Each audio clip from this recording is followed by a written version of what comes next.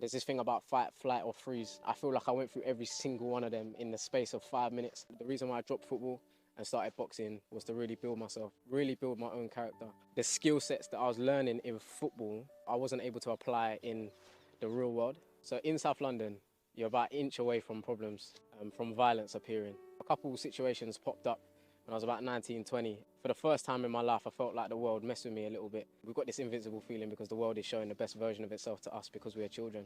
And then when we enter a space where we're like 18, going on a little bit, things start to get a little bit harsher. And if we don't know how to battle it head on in the right way, then like aggression can come out, revenge can come out, resent can come out. If we don't do the right things to be able to get ourselves in a position where we can emotionally regulate and understand ourselves on a more introspective level, then it ends up eating us, or we end up doing the wrong thing to the people that we love.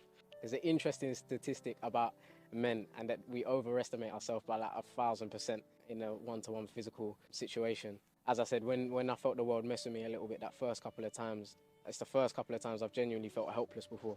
And entering a boxing ring was just as scary, but you know you're on the path to getting competent. You know you're on the path to building that character that you so desire. First couple of stages of learning the new skill, you go through the 4 steps of learning a new skill. And the first one is unconscious incompetence. You don't know how difficult a thing is because you've never tried to do it. So it's similar to when you're watching the Premier League footballers and we're all sitting there, we're thinking, well, I could do that. When in reality we couldn't. We just don't understand how difficult that thing is to do because we haven't tried it before. And then the next step you get to learning a new skill is conscious incompetence. And that's probably the harshest one. It feels the worst because you started doing the thing and now you realise how difficult it is to do. So like with boxing, I used to watch fights, especially Mike Tyson, and think, he's just hitting him, he's just beating him up and the guy can't do anything about it. I'd then go outside my microwave and look at the little thing in the microwave and try to replicate it, and I think I'm Mike Tyson, and that's just not the case at all. And then once you start boxing, you find that out it's so difficult. It's a physical chess game. It's very vulnerable. It's very vulnerable because you go through a period of like learning the basics. And I remember my first sparring session. Sparring is when it's like a controlled fight, basically, one-on-one against someone else. And I was petrified. I remember I was sitting there in the side of the gym, and my hands were like trembling, like genuinely shaking, and just trembling so much that you could see it with the glove on. I had my gloves on, you could still see my hand trembling a little bit. Before you go into the ring, your thoughts take over. You enter survival mode. You're almost thinking, what if I get hit, and then what if I die, and then what if... It's a really scary process to go through, and I understand it now, kind of now coming on the other end of it. So the third step to learning a new skill is conscious competence, and that's where you're conscious about what makes the skill go well, and you're conscious about what makes it not go well. So as long as you focus, you understand, right, cool, if I do it this way, cool, I'm semi-competent, I sort of know what I'm doing, but you have to pay attention. And then the next stage is unconscious competence, and this is the stage where little Johnny is sitting on the sofa, he's watching the Mike Tyson fight, and he's thinking, I could do that.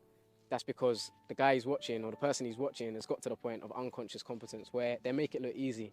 So, for example, in boxing, you're seeing people duck, you're seeing people move about, and they're dancing. The reason they're doing that is because they've got to the point where it's second nature. They've got to the point where they don't have to think about what they're doing, and that's through years and years and years and years of intense training. That compound effect it creates gets you to the point where you're not even thinking about what you're doing in order to perform it well. I would say at the moment, I'm at conscious competence. As long as I pay attention when I'm in that ring, or when I'm boxing or doing Muay Thai or any sort of combat, as long as I pay attention, I'm all right. As soon as I switch off and start trying to do the little tricks and whatnot, I get hit. So yeah, kind of going through that next stage of conscious competence to unconscious competence, which is going to take years and years. So I started learning how to box about 6 to 7, maybe 8 months ago, give or take, a couple months out due to injury.